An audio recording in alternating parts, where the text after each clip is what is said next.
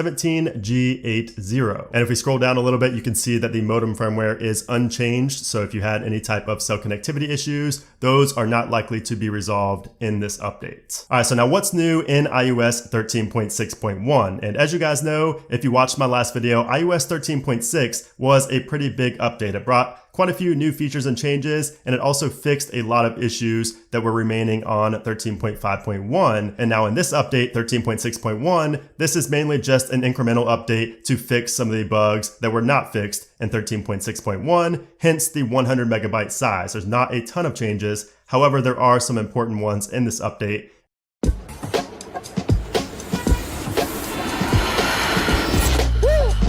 And you can see here, Apple actually bullet pointed these in the release notes to tell us the three main things that have been fixed here in this update. And the first one I want to talk about is the green tint bug. So this was a massive bug after the 13.5 and 13.5.1 updates were released. A lot of users were reporting a green tint to their device's display. And this got a lot of press. It was all over the press. I got a lot of comments here on YouTube about it. And a lot of people thought at first that it was just for the iPhone 11 Pro. So basically, if you guys don't know the bug I'm talking about, it never affected me, but I read about it. Basically, if you turn your brightness down low, like some users reported that when their brightness was really low on their iPhone, and then they locked their device and then unlocked it, it would have like this green tint to it, like this kind of dark green tint to it. And some people also reported that it happened after they unplugged their phone from charging and they had, low brightness on their phone. It would have like this green tint to it. Now, I never had this. I tried to reproduce it on every single one of my devices and I could not, but it was widespread enough that it made press and I got a lot of comments here on YouTube about it. So it was definitely a real thing. And now Apple is saying that they fixed it. You can see there,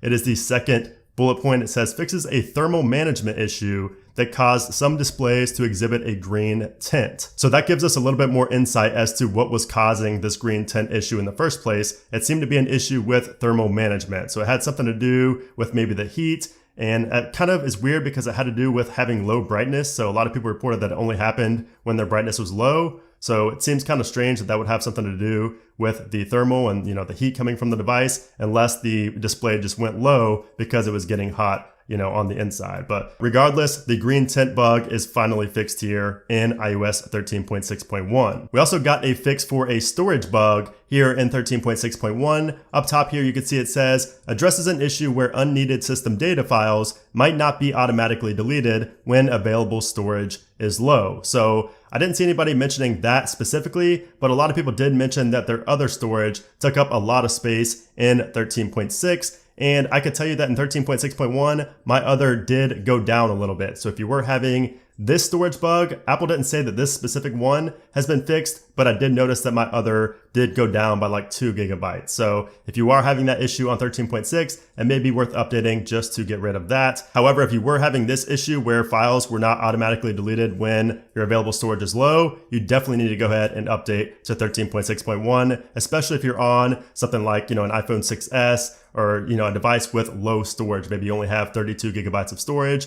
and you really need your system to take care of those files so you can have more storage space on your device. So that's a major bug that's been fixed here in 13.6.1. And then we also have a fix for exposure notification. So it would be disabled for some users, even if you were in a country or a state where you had an application and you should be able to enable this, it was still disabled for some users. And if you guys don't know where you are in iOS 13,